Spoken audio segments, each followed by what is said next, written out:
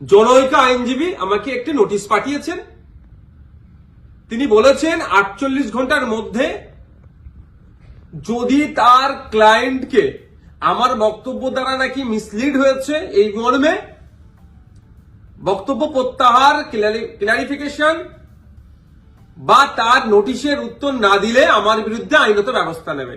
আমি বলি 48 ঘন্টা কেন, 800 ঘন্টা কেন, আর 8 মিনিট কেন, আমি তার নোটিশের কোনো প্রতি উত্তর দেব না। আমার বক্তব্য যদি আইন বহির্ভূত হয়, আমার বক্তব্য যদি সংবিধান বহির্ভূত হয়, সিধে চলে যাক সে কোর্টে, আইনের মাধ্যমে তার সাথে আমার বোঝাপড়া হবে। আমাকে নোটিশ পাঠিয়ে কি ধমকানো চমকানো হচ্ছে? এই ধরনের অনেক নোটিশ আমি খেয়েছি। আমার নামে অনেক মারাত্মক মারাত্মক অভিযোগের মামলা নিয়ে আমি মাথায় করে চলছি, মিথ্যা অভিযোগ নিয়ে। উনি আমি ভয় পাই না। কেউ যদি মনে করেন নওশাদ সিদ্দিকীকে এই নোটিশ পাঠিয়ে ধমকাবো চমকাবো বসিয়ে দেব, আমি তাতে আমি ভয় পাবো না, আমি চমকেও যাব না। কারণ আমার অনেক দেখা হয়ে গেছে এইগুলো। কারণ আমি বলে যাই, আর কাকতলীয় ভাবে বলছি না, এটা বাস্তবিক হয়েছে। 2019 সালে কেন্দ্রের সরকার নিয়ে এসেছিল এক বিভাজনের বিল, সিএ।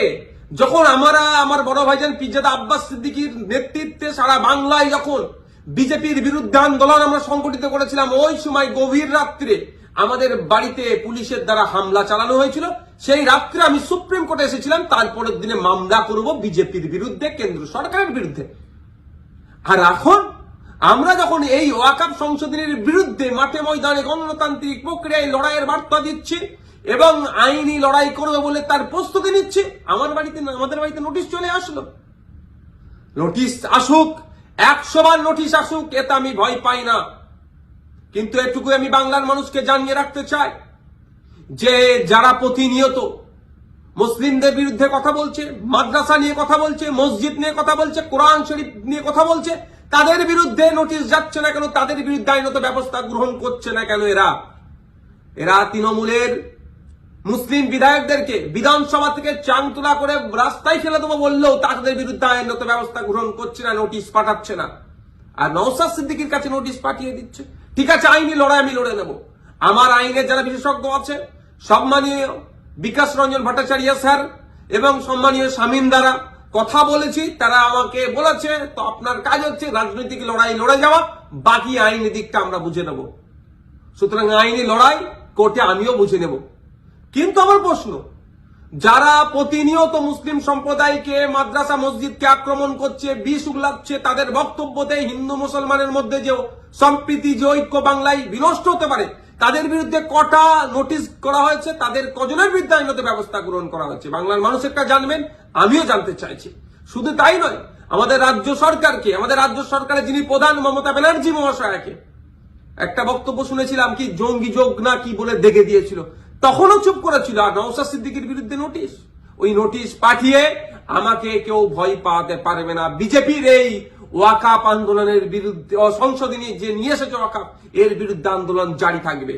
এই অসাংবিধানিক, অগণতান্ত্রিক এরা যুক্তরাষ্ট্রীয় পরিকাঠামোকে ভেঙে দেওয়ার যে সংশোধনী নিয়ে এসছে, এর বিরুদ্ধে লড়াই জারি থাকবে।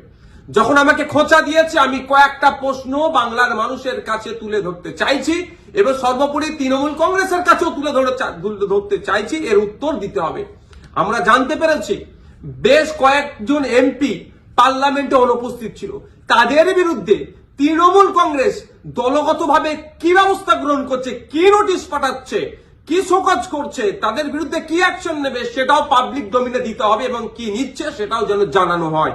দ্বিতীয় হচ্ছে, যারা পার্লামেন্টে উপস্থিত ছিলেন, টোটাল আমরা যতটুকু জানা আছে, পার্লামেন্টে দুটো কক্ষ মিলিয়ে, লোকসভা রাজ্যসভা মিলিয়ে তৃণমূল কংগ্রেসের এমপির সংখ্যা প্রায় 42টি।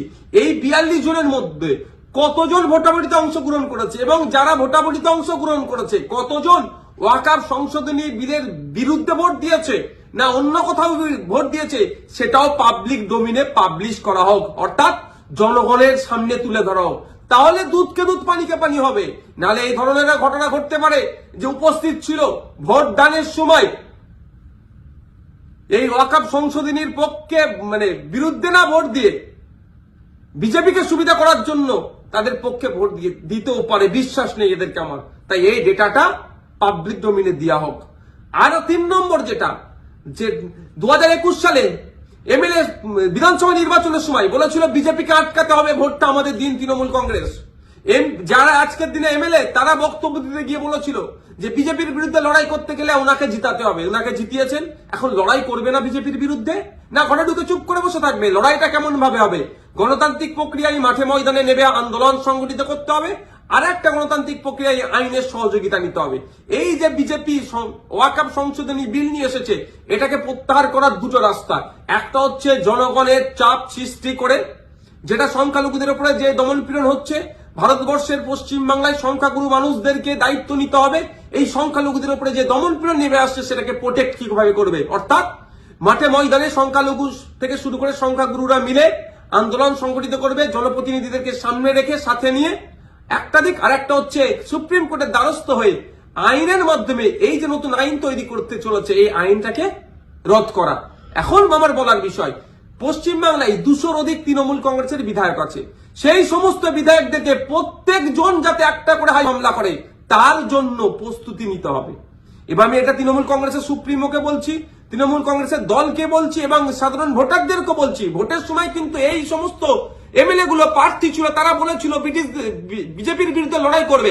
আজকে বিজেপির বিরুদ্ধে লড়াই দেখানোর জায়গা হচ্ছে মামলা করতে হবে।